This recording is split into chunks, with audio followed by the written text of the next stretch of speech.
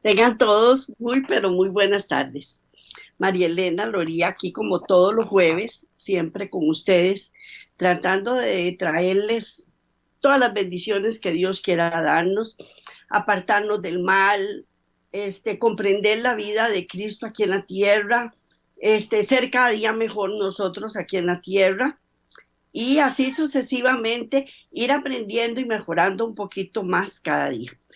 Pues hoy estamos aquí reunidos en su presencia para traerles nueva información sobre la vida de Jesús y que seamos cada día, pues no perfectos, pero sí asemejarnos un poco a Él.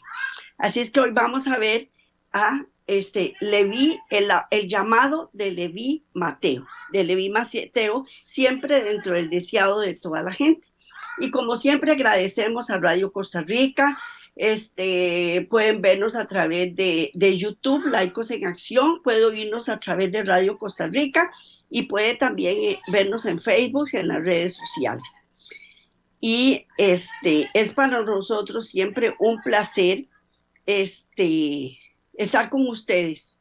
Así es que hoy vamos a empezar a ver Leví Mateo, pero no sin antes elevar una plegaria al Señor para que Él con su infinita misericordia nos haga, primero porque todo, exponerlo a mí de una manera que sea muy entendible para ustedes y para mí también, porque no solo es el entendimiento mental, sino también es el entendimiento espiritual, el saber poner por obra todo lo que Dios nos pide y nos indica, o ver a través de los personajes y de los profetas y de los apóstoles y toda la gente que estuvo con él, para poder aprender de ellos cómo era que se relacionaban con Jesús y cómo era que ellos aprendían diariamente sobre todas las cosas buenas que él podía enseñarles. Pues elevamos una plegaria al Señor, incline su rostro donde quiera que esté y ore conmigo. Amantísimo Padre Celestial, hoy te pedimos una vez más que compartas con nosotros esta sabiduría y este entendimiento que nos has querido mostrar, y que abran nuestros corazones para que nosotros podamos asimilarlo de la mejor manera, y no solo mentalmente, sino por obra, ponerlo por obra, y que sea grabado en nuestros corazones. Bendice a todas las personas que oyen este programa y a los que se han de unir también. Y te pedimos una bendición muy especial para el canal, para las personas que en ella trabajan, y que puedan también aprender de toda esta maravillosa información que nos has querido suministrar. Gracias, Padre, en el nombre de Cristo Jesús. Amén. Amén. Bueno, pues hoy vamos a ver Leví Mateo, siempre dentro del tema el deseado de toda la gente. Entre los funcionarios romanos que había en Palestina, los más odiados eran los publicanos. El hecho de que las contribuciones eran impuestas por una potencia extraña era motivo de continua irritación para los judíos, pues les recordaba que su independencia había desaparecido. No hay nada más terrible que ser libre y de un momento a otro ser esclavo de un régimen que uno no quiere que lo gobierne. Bueno, pues para ellos fue así debido a su mala manera de vivir, a su corrupción, debido a su idolatría. Y los impuestos no eran simplemente instrumentos de la opresión romana, cometían extorsiones por su propia cuenta, se enriquecían a expensas del pueblo. Un judío que aceptaba este cargo de mano de los romanos era considerado como traidor a la honra de su nación. Se le despreciaba como apóstata, se le clasificaba como los más viles de la sociedad. Imagínense una persona de la misma calidad de uno que llegue y empiece a cobrarte impuestos y extorsiones. Para ellos era algo increíblemente traumático. Pues a esta clase pertenecía Leví Mateo, quien después de los 4 discípulos de Genezaret fue el siguiente en ser llamado al servicio de Cristo. Los fariseos habían juzgado a Mateo según su empleo, pero Jesús vio en este hombre un corazón dispuesto a recibir la verdad. Nosotros no, por eso les digo, nosotros debemos aprender constantemente de toda esta palabra, porque muchas veces hay políticos, hay gente que uno ve que es tan corrupta, tan indeseable, tan maldosa, que uno dice, ay Señor, acuérdate de él y te lo llevas, porque ya no lo soportamos más. Pero el Señor no ve el cascarón que uno tiene por fuera, la máscara que uno se pone. Él ve el corazón de las personas, si es un corazón maleable, que Él lo puede manejar a su manera. No es que Él quiere que nosotros seamos títeres, Él lo que quiere es que nosotros seamos dóciles a todas las ordenanzas y los mandamientos de Él. Pues Él vio en Mateo esa persona. Mateo había escuchado la enseñanza del Salvador, en la medida en que el convincente Espíritu de Dios le revelaba su pecaminosidad. Anhelaba pedir ayuda a Cristo, pero estaba acostumbrado al carácter exclusivo de los rabinos y no había creído que este gran maestro se fijaría en él. Sentado en la garita de un peaje un día, porque cobraban peaje. No hay nada más indignante para uno que tener que pagar peaje. Yo se los digo a ustedes, cuando paso por las autopistas y me cobran peaje, aunque sean 300, 400 colones, me da cólera, no porque uno tenga que pagar el peaje, sino por ver que esos dineros son utilizados para el mejoramiento de las carreteras y las carreteras están imposibles y da cólera pagar esos peajes. Pues él estaba sentado en un peaje cuando vio a Jesús que se le acercaba. Grande fue su asombro al oírle decir, sígueme. Mateo deja todas las cosas, se levanta y lo siguió. ¿Se dan cuenta el corazón que tenía Mateo? Era obediente. Me imagino que a una orden de Jesús, que no era una orden así como tan sencilla, él inmediatamente se puso en pie y lo siguió. No vaciló, no dudó, no cuestionó, ni le dijo, ¿por qué me estás pidiendo que me sigas, que te siga? Nada. Él simplemente se levantó y lo siguió. Entonces, se levanta, no vaciló ni dudó, le bastaba estar con Jesús, poder escuchar sus palabras y unirse con él en la obra. Eso era lo que él quería en el fondo de su corazón. Así había sido con los discípulos antes llamados. Cuando Jesús invitó a Pedro y sus compañeros a seguirle, dejaron inmediatamente sus barcos y sus redes. Algunos de esos discípulos tenían deudos que dependían de ellos para su sostén, pero cuando recibieron la invitación del Señor, no vacilaron ni preguntaron. Y vamos a leer, un momentito, por favor. vamos a leer.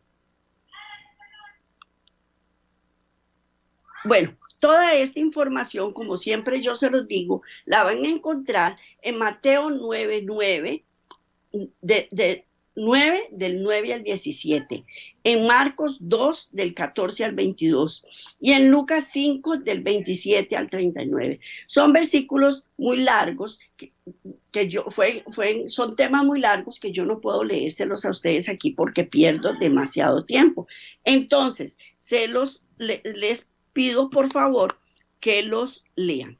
Pues hoy vamos a leer Lucas 22:35. Vamos a leer Lucas 22:35. Y a ellos dijo: cuando se envíe sin bolsa, sin alforja y sin calzado, ¿os faltó algo? Y ellos dijeron: nada. Ellos tenían que seguir a Jesús sin absolutamente nada, sin absolutamente nada. Tenían nada más que seguirlo. Pues eso fue lo que hizo Mateo. Eso fue lo que hizo Leví Mateo. Dejó todo tirado, el trabajo que ellos estaban siguiendo, que estaba haciendo, y lo siguió. Lo siguió sin hacer preguntas, sin cuestionar nada. A Mateo en su riqueza, a Andrés y Pedro en su pobreza, les llegó la misma prueba. Por eso Dios viene a recoger a su pueblo, sean ricos, sean pobres, sean altos dignatarios o sean obreros. Él lo único que ve es el corazón de las personas. Y cada uno hizo la misma consagración. En el momento del éxito, cuando las redes estaban llenas de peces y eran más fuertes los impulsos de la vida antigua, Jesús pidió a sus discípulos a orillas del mar que lo dejaran todo para dedicarse a la obra del Evangelio. Y así también es probada cada alma para ver si el deseo de los bienes temporales priva sobre él de la comunión con Cristo. Dios nos prueba y Él quiere saber si nosotros lo queremos seguir o no lo queremos seguir. Si estamos dispuestos a dejarlo todo por irnos con Él o simplemente lo que queremos era conocerlo nada más. Si queremos tener comunión con Él. Los buenos principios siempre son exigentes. Nadie puede tener éxito en los servicios de Dios a menos que todo su corazón esté en la obra y tenga todas las cosas por pérdida frente a la excelencia del conocimiento de Cristo. Nadie, absolutamente nadie que haga reserva de alguna cosa puede ser discípulo de Cristo y mucho menos puede ser su colaborador. Cuando los hombres aprecien la gran salvación, se verá en su vida el sacrificio propio que se vio en la de Cristo. Se regocijarán en seguirle a donde quiera que lo guíe. Porque no lo vamos a seguir solamente porque Él nos dio la orden de que lo siguiéramos. Lo vamos a seguir con amor, con felicidad, con regocijo. Pues el llamamiento de Mateo al discipulado produjo gran indignación. ¿Cómo era posible que un publicano que cobrara impuestos, que cobrara peaje, que hiciera todas las barbaridades que hizo, fuera llamado al ministerio? No lo podían entender. Que un maestro religioso eligiese a un publicano como uno de sus acompañantes inmediatos era una ofensa contra las costumbres religiosas, sociales y nacionales. Apelando a los prejuicios de la gente, los fariseos esperaban volver contra Jesús la corriente del sentimiento popular. Entonces, lo que hacía era enardecer el sentimiento popular. Y al escoger a Leví Mateo, se enardeció todo el pueblo, se enardeció. Se creó un extenso interés entre los publicanos. Su corazón fue atraído hacia el divino maestro, en el gozo de un nuevo discipulado. Mateo anhelaba llevar a Jesús a sus antiguos asociados. Él quería compartir con sus socios, con las personas con las que él compartía, que conocieran a Jesús. Por consiguiente, dio un banquete en su casa y convocó a sus parientes y a sus amigos. Y no solo fueron incluidos los publicanos, sino también muchos otros de reputación dudosa, proscritos por sus vecinos más escrupulosos.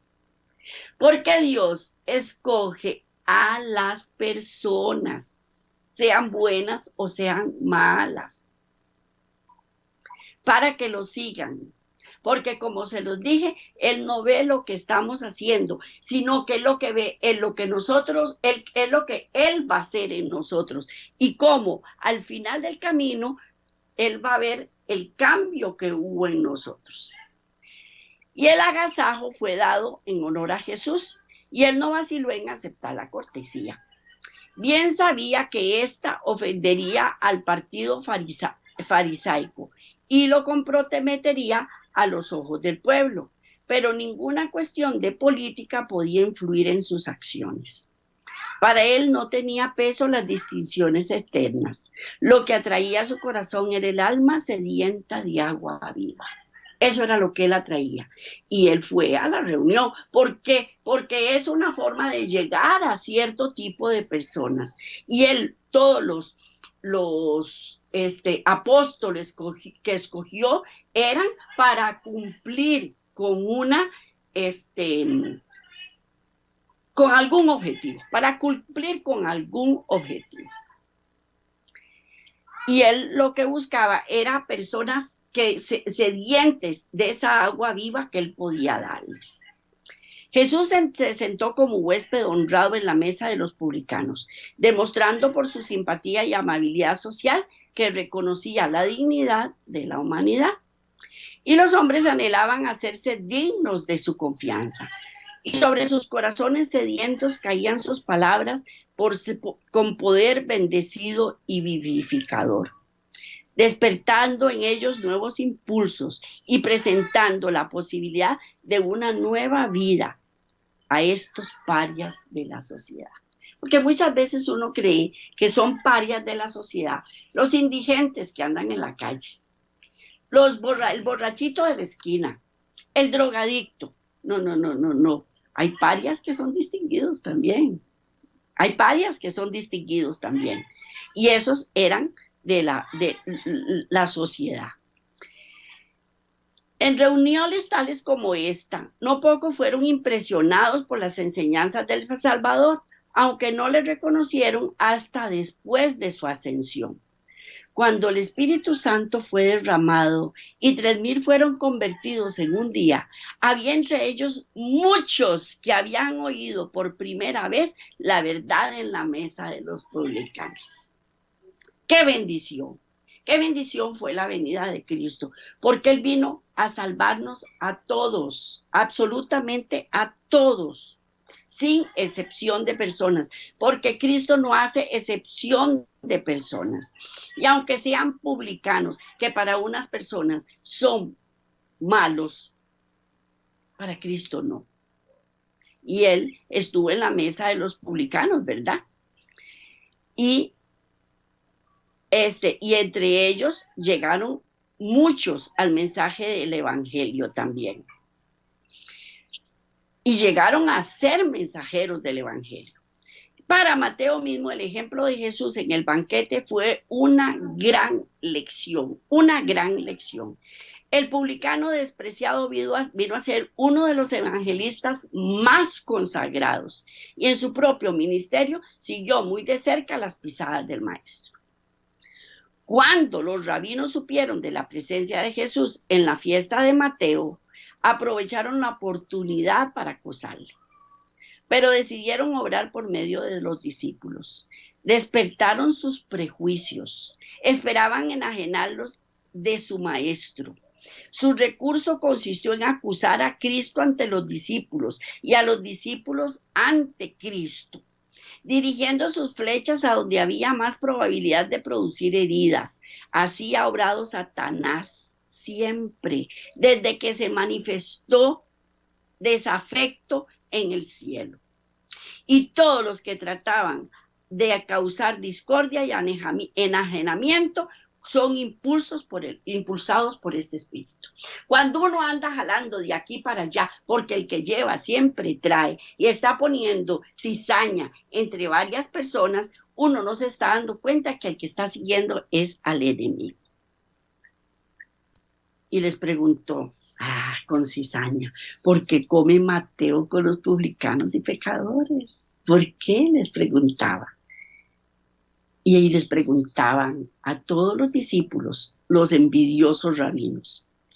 Jesús no esperó que sus discípulos contestasen la acusación, sino que él mismo replicó, los que están sanos no tienen necesidad de médico, sino los que están enfermos.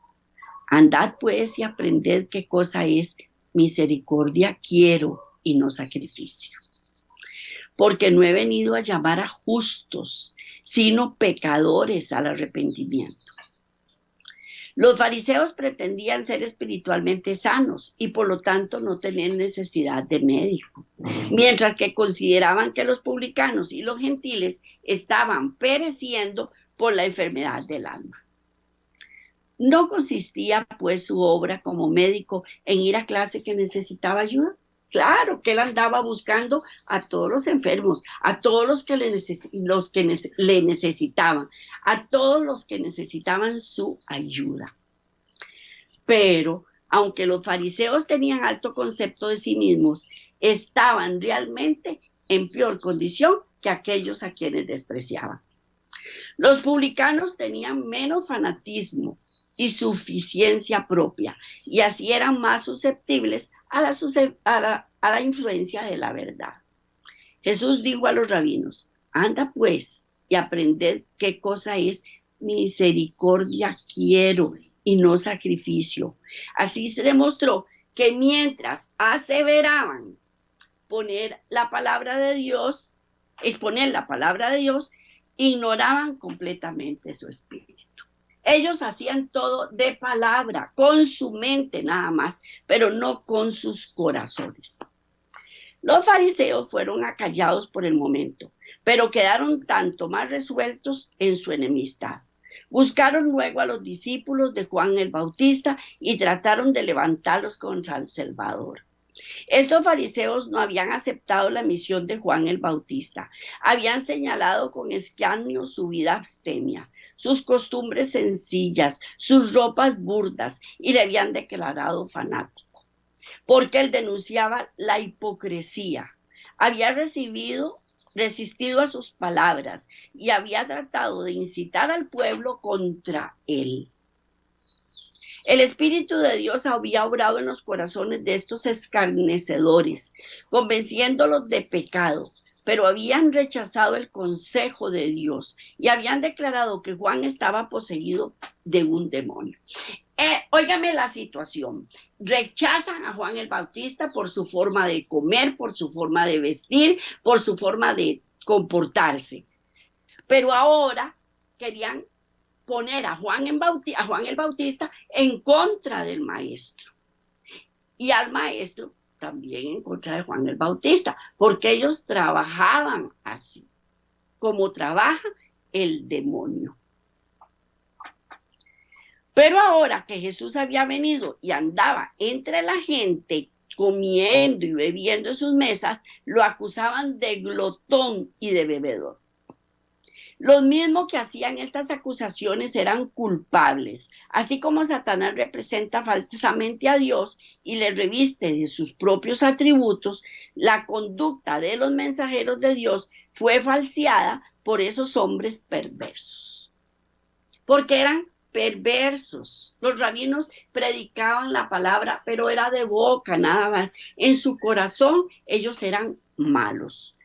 Los fariseos no querían considerar que Jesús comía con los publicanos y los pecadores para llevar la luz del cielo a aquellos que moraban en tinieblas. No querían ver que cada palabra pronunciada por el divino maestro era una simiente viva que iba a germinar y llevar fruto para la gloria de Dios. No entendieron que él venía por los necesitados y entre los rabinos ellos eran los más necesitados, pero no lo entendieron, no lo aceptaron. habían resuelto no aceptar la luz. Y aunque se habían opuesto a la visión del Bautista, estaban ahora listos para cortejar la amistad de sus discípulos, esperando obtener su cooperación contra Jesús. Sostuvieron que Jesús anulaba las antiguas tradiciones y pusieron en contraste la austera piedad del Bautista con la conducta de Jesús al comer con publicanos y pecadores. Le dijeron, mira, allá está tu maestro, vos aquí comiendo langostas, comiendo miel, y él comiendo ricos manjares con toda la gente que nos roba la plata, porque eso era lo que seguro le decían, ¿verdad? Parafraseando un poco. Los discípulos de Juan estaban entonces en gran aflicción. Eran antes de su visita a Jesús con el mensaje de Juan. Su amado maestro estaba en la cárcel y ellos pasaban los días lamentándose. Jesús no hacía ningún esfuerzo para librar a Juan y hasta parecía desacreditar su enseñanza. Si Juan había sido enviado por Dios, ¿por qué seguían Jesús y sus discípulos una conducta tan diferente? ¿Cómo era posible que Juan estuviera en la cárcel y que Jesús no hiciera nada por ellos, por él? Eso se lo preguntaban los seguidores de Juan. ¿Y cuántas veces nosotros nos cuestionamos y pensamos, Jesús, ¿por qué no haces algo por esta persona? ¿Por qué no haces algo por mí? Y mira, esa persona de ahí al frente, todo le sobra, nada le hace falta.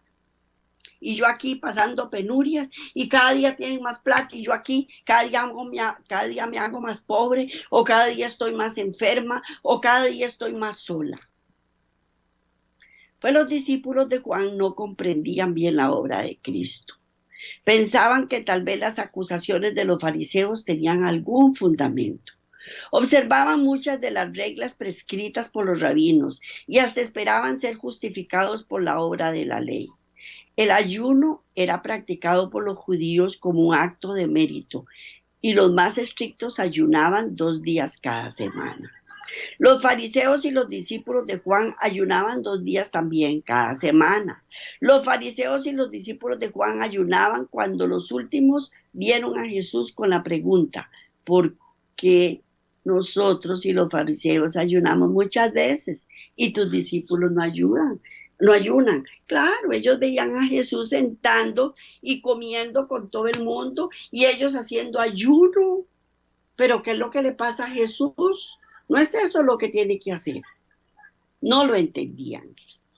Jesús le contestó afectuosamente, no trato de corregir el concepto erróneo del ayuno, sino tan solo con respecto a su propia misión.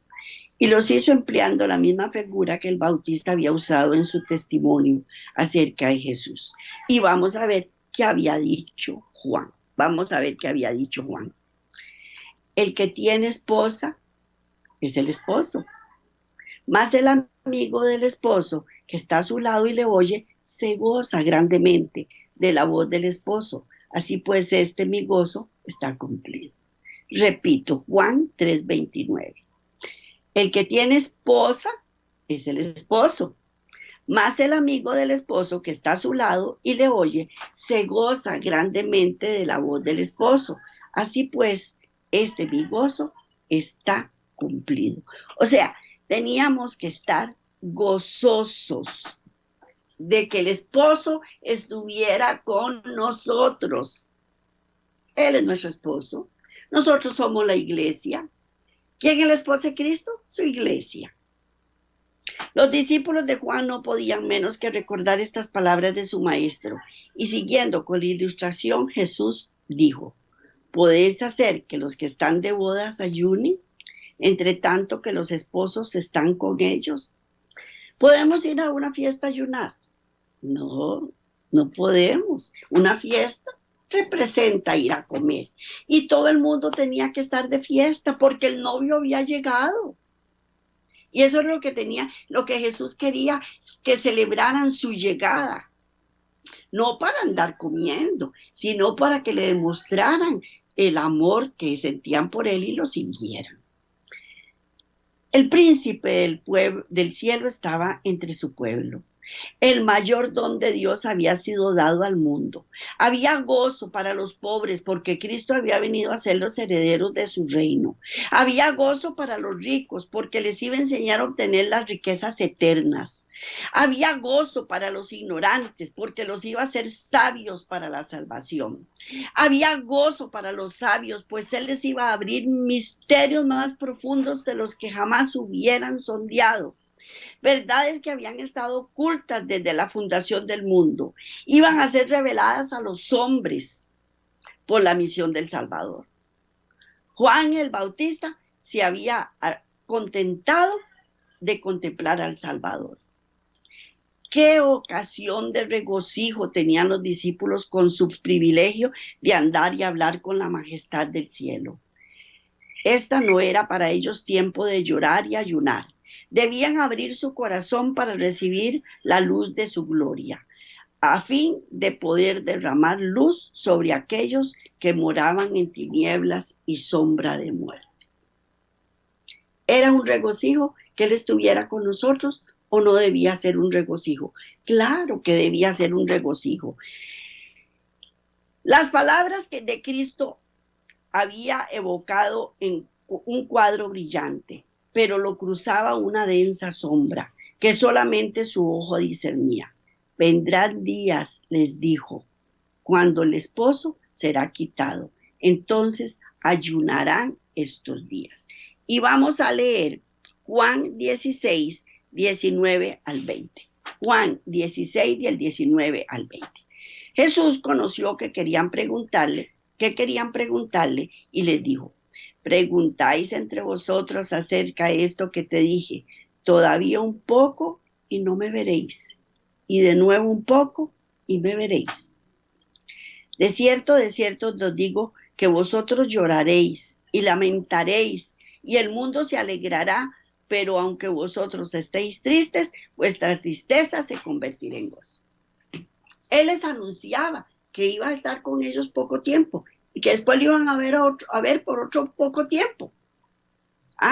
Jesús, vuelvo a repetir, Jesús conoció que querían preguntarle y les dijo: preguntáis entre vosotros acerca de esto que dije, todavía un poco y no me veréis, y de nuevo un poco y me veréis. De cierto os digo que vosotros lloraréis y lamentaréis, y el mundo se alegrará, pero aunque vosotros estéis tristes y vuestra tristeza se convertirá en gozo, en gozo. Cuando saliese de la tumba, su tristeza se trocaría en gozo. Después de su ascensión, iba a estar ausente en persona, pero por medio del Consolador estaría todavía con ellos, y no debía pasar un tiempo de lamentaciones. Esto era lo que Satanás quería. Deseaba que diesen al mundo la impresión de que habían sido engañados, chasqueados. Pero por la fe habían de mirar al santuario celestial donde Jesús ministraba por ellos. Debían abrir,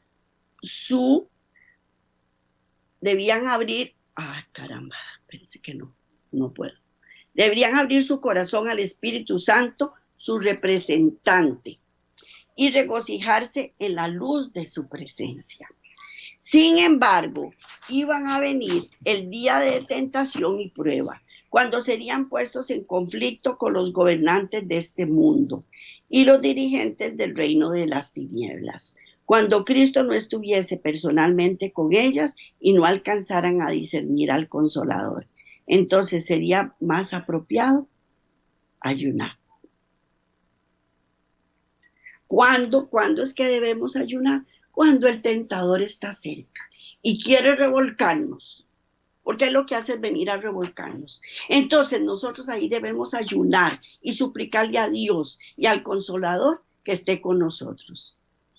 Los fariseos trataban de exaltarse por su rigurosa observancia de las formas, mientras que su corazón estaba lleno de envidia y disensión. Aquí dice la Escritura, pero contiendas y debates. Vamos a leer a Isaías 58, del 4 al 5. Isaías 58, del 4 al 5. He aquí que para contiendas y debates ayunáis, y para herir con el puño inicuamente. No ayunéis como hoy, para que vuestra voz sea oída en lo alto. Es tal el ayuno que yo escogí, que de día aflige el hombre su alma, que incline su cabeza como un junco y haga cama de silicio y de ceniza. ¿Llamaréis a esto ayuno? Y día agradable a Jehová. ¿Cuándo es que debemos ayunar? ¿Cómo es que debemos ayunar? Debemos ayunar cuando que día a día se aflige el hombre su alma, que incline su cabeza como junco y haga cama de silicio y de ceniza. ¿Mm? No para ir a pelear con los demás y para debates y para ganar un pleito. No, no, no, no, no. Hay que ayunar para poder ganar la batalla delante de Dios. Vamos a leer Isaías 58, versículos 6 y 7. Dice, ¿no es más bien el ayuno que yo escogí, desatar las ligaduras de impiedad, soltar las cargas de opresión y dejar a ir a los libres y a los quebrantados, y que rompáis todo yugo?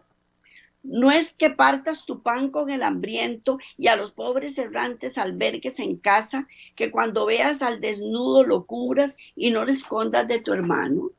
Eso es un verdadero ayuno.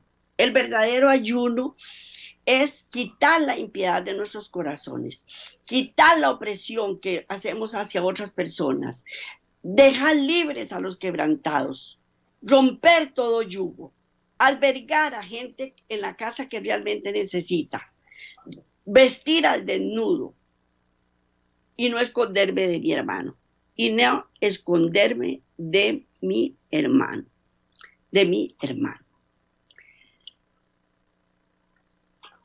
Este es el ayuno que él escogió. Entonces dice así, Isaías 58 del 8 al 10. Sí, Isaías 58 del 8 al 10 dice, entonces si cumplimos con este ayuno, nacerá tu luz como el alba y tu salvación se dejará ver pronto, e irá tu justicia delante de ti, y la gloria de Jehová será tu retaguardia. Entonces invocarás, y te oirá Jehová, y clamarás, y dirá él, heme aquí. Si quitares de en medio de ti el yugo, el dedo amenazador y el hablar vanidad, y si diereis tu pan al hambriento y saciares tu alma afligida, en las tinieblas nacerá tu luz y tu oscuridad será como el mediodía. Repito, entonces nacerá tu luz como el alba y tu salvación se dejará ver pronto, e irá tu justicia delante de ti, y la gloria de Jehová será tu retaguardia. Entonces invocarás y te oirá Jehová, clamarás y dirá él, heme aquí. Y si quitares de en medio de ti el yugo, el dedo amenazador y el hablar vanidad, y si dieres tu pan al hambriento y saciares el alma afligida, en las tinieblas nacerá tu luz y tu oscuridad será como mediodía, como mediodía. Eso es lo que Dios quiere, que sea un ayuno agradable a Dios, no que yo no me vista de silicio, que no ande con la cara afligida. No, no, no, no, no. Eso es lo que Dios quiere que ayunemos, que ya no hagamos las cosas vanas que hacemos. El verdadero ayuno no es una sencilla práctica ritual. La Escritura describe así el ayuno que Dios ha escogido: desatar las ligaduras, deshacer todo lo que les acaba de leer. En estas palabras se presenta el espíritu y el carácter de la obra de Cristo. Toda su vida fue un sacrificio de sí mismo por la salvación del mundo. Ora ayunase en el desierto de la tentación. Ora comience con los publicanos en el banquete de Mateo. Estaba dando su vida para la redención de los perdidos. El verdadero espíritu de devoción no se manifiesta en lamentos, ni en la humillación corporal, ni en los sacrificios, sino en entregar mi yo a un servicio voluntario a Dios y al hombre. Eso es lo que Dios quiere, que sacrifique mi yo, mi ego. Eso es lo que Dios quiere que nosotros hagamos. Ese es el verdadero ayuno. Continuando su respuesta a los discípulos de Juan, Jesús pronunció una parábola diciendo: nadie mete remiendo de paño nuevo en vestido viejo. De otra manera, el nuevo se rompe y el viejo no conviene, y al viejo no conviene remedio nuevo. El mensaje de Juan el Bautista no había de entretejerse con la tradición y la superstición. Una tentativa de fusionar la hipocresía de los fariseos con la devoción de Juan no lograría sino hacer más evidente el abismo que había entre ellos. Ni tampoco podía unirse a los principios de las enseñanzas de Cristo con las formas del farisaísmo. Cristo no había de cerrar la brecha hecha por las enseñanzas de Juan. Él iba a hacer más definida la separación entre lo antiguo y lo nuevo. Jesús ilustró aún más este hecho diciendo: nadie echa vino nuevo en cueros viejos. De otra manera, el vino nuevo romperá los cueros y el vino se derramará y los cueros se perderán. Los odres que se usaban como recipientes para el vino nuevo, después de un tiempo, se secaban y se volvían quebradizos y ya no se podía servir con el mismo fin. En esta ilustración familiar, Jesús presentó la condición de los dirigentes judíos. Ya ellos estaban viejos, ya lo que ellos enseñaban no procedía. Y si se ponían a enseñar cosas nuevas, iban a quebrar, como los odres. Entonces, ¿qué es lo que hizo Dios? Pues elegir a gente nueva. ¿Qué es lo que hizo Cristo? Elegir a gente nueva. Sacerdotes, escribas y gobernantes están sumidos en una rutina de ceremonias y tradiciones. Sus corazones se habían contraído como los odres resecados a los cuales se les había comparado. Mientras permanecían satisfechos con una religión legal, le era imposible ser depositarios de la verdad viva del cielo. Pensaban que para todo bastaba su propia justicia y no deseaban que entrase un nuevo elemento en su religión. No aceptaron la buena voluntad de Dios para con los hombres como algo separado de ellos. La relacionaban con el mérito propio de buenas obras. La fe que obra por amor y purifica el alma no hallaba dónde unirse con la religión de los fariseos, compuesta de ceremonias y de órdenes humanas. Esas iglesias que son puras ceremonias o puras órdenes humanas, porque hay otras que son así. No funciona, eso delante de Dios no funciona. El esfuerzo de aunar la enseñanza de Jesús con la religión establecida es en vano. La verdad vital de Dios, como el vino en fermentación, reventaría los viejos y decadentes sobres de la tradición farisaica. Por eso, cuando uno viene a Cristo, dice la palabra de Dios, nueva criatura es. Todas las cosas viejas pasaron y todas van a ser hechas nuevas. ¿Por qué lo hace Dios así? Para que no nos rompamos como odres viejos. Y así como odres nuevos, vamos a recibir el vino fresco y la palabra nueva que Dios quiera darnos. Los fariseos se creían demasiado sabios para necesitar instrucción, demasiado justos para necesitar salvación, demasiado honrados para necesitar honra que proviene de Cristo. El Salvador se apartó de ellos para hallar a otros que quisieran recibir el mensaje del cielo. En los pecadores sin instrucción, en los publicanos de la plaza, en la mujer de Samaria, en el vulgo que le oía gustosamente, halló sus nuevos odres para el nuevo vino. Los instrumentos que han de ser usados en la obra del Evangelio son las almas que reciben gustosamente la luz que Dios manda. Son sus agentes para impartir el conocimiento de la verdad del mundo. Si por medio de la gracia de Cristo los suyos quieren llegar a ser nuevos odres, se llenarán con nuevo vino. Nosotros decidimos si queremos seguir en nuestra tradición, en lo que mi papá y mi mamá me enseñaron o en lo que mi familia fue, o queremos ser odres nuevos y quitar todas esas vanas enseñanzas que nos enseñaron antiguamente y cargar de nuevas enseñanzas mi espíritu? Eso es lo que Dios quiere. La enseñanza de Cristo, aunque representada por el nuevo vino, no era una doctrina nueva, sino la revelación de lo que había sido enseñado desde el principio. Pero para los fariseos, la verdad de Dios había perdido su significado y su hermosura originales. Para ellos, la enseñanza de Cristo era nueva en casi todo respecto y no le reconocían ni aceptaban. Jesús enseñó el poder que la falsa enseñanza tiene para destruir el aprecio y el deseo de la verdad. Nadie que haya bebido del añejo querrá luego del nuevo, porque dice, el añejo es mejor. Toda la verdad que había sido dada al mundo por los patriarcas y los profetas resplandecía con una nueva belleza en las palabras de Cristo. Pero los escribas y los fariseos no deseaban el delicioso vino nuevo, hasta que no vaciasen de sus viejas tradiciones, costumbres y prácticas. No tenían en su mente o corazón lugar para las enseñanzas de Cristo. Se aferraban a las formas muertas y se apartaban de la verdad viva y del poder de Dios. Cuidado, cuidado cuando estamos aferrados a las tradiciones, a lo viejo.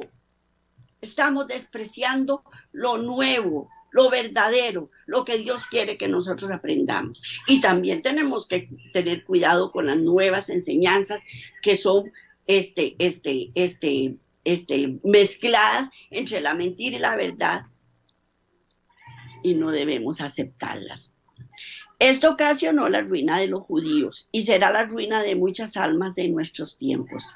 Miles están cometiendo el mismo error que los fariseos, a quienes Cristo reprendió en el festín de Mateo. Antes que pronunciar alguna idea que le es cara o descartar a un ídolo de su opinión, muchos rechazan la verdad que desciende del Padre de las Luces. Confían en sí mismos, dependen de su propia sabiduría y no comprenden su pobreza espiritual. Insisten en ser salvos de alguna manera por la cual puedan realizar alguna obra importante, cuando ven que no pueden entretejer el yo en esa obra, y rechazan la salvación provista. Cuando yo no puedo lucirme, cuando yo no puedo sobresalir, cuando yo no puedo, entonces ahí ya no me gusta, porque primero mi yo. Primero yo quiero que me admiren, que todo el mundo diga, ¡ay, qué bárbara! No, así no es. Una religión legal no puede nunca conducir las almas a Cristo, porque es una religión sin amor y sin Cristo. El ayuno o la oración motivada por el espíritu de justificación propia es abominación a Dios.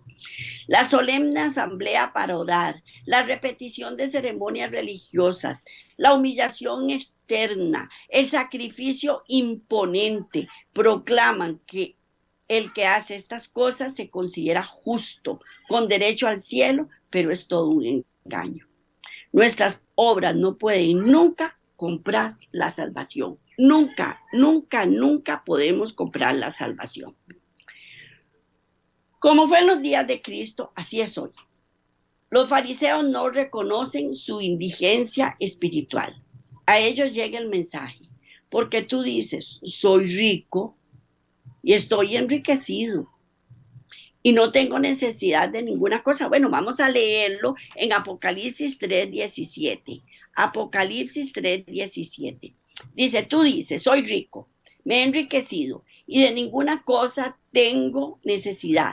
Y no sabes que tú eres un desventurado, miserable, pobre, ciego y desnudo. Por tanto, yo te aconsejo de que me compres oro refinado en fuego, para que seas rico, y vestiduras blancas para vestirte, y que no se descubra la vergüenza de tu desnudez, y unge tus ojos con colirio para que veas. Apocalipsis 2, del 4 al 5. Dice, pero tengo contra ti que has dejado tu primer amor. Apocalipsis 2, del 4 al 5. Pero tengo contra ti que has dejado tu primer amor. Recuerda, por tanto, de dónde has caído y arrepiéntete y haz las primeras obras, pues si no, vendré pronto a ti y quitaré tu candelero de su lugar, y si no te hubieras arrepentido. Y el Salmo 51, 17 dice, los sacrificios de Dios son el espíritu quebrantado, el corazón contrito y humillado. No despreciarás tú, oh Dios, oh Dios. Entonces el Señor puede hacer del hombre una nueva criatura. Los nuevos odres pueden contener el nuevo vino, y el amor de Cristo animará al creyente con nueva vida. Es aquel que mira al autor y consumador de nuestra fe, se manifestará el carácter de Cristo. Debemos deshacernos de nuestras vanas maneras de vivir, de nuestro egocentrismo. Debemos deshacernos de enseñanzas erróneas. No es nada nuevo, es la misma palabra de Dios la que nos están enseñando, pero vista desde un punto nuevo o de una perspectiva nueva, como Dios quiere que nosotros la veamos. Porque la han tergiversado, la han manoseado, la han destruido. Y Dios lo que quiere es reivindicar su palabra, porque su palabra es verdad, su espíritu es verdad y Él es la verdad. Y eso es lo que Dios quiere que nosotros le sigamos. Y no seamos como los fariseos, odres viejos, porque Él quiere echar en nosotros un vino nuevo, y si estamos como odres viejos, nos vamos a quebrar. Y eso es lo que Dios quiere, que no nos quebremos. Pues este es el tema para hoy. Con mucho amor se los traje.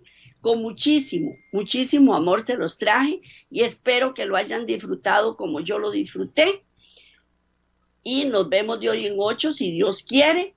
Hasta la próxima semana. Bendiciones para todos, y que estas palabras hayan sido de gran amor y sabiduría para ustedes.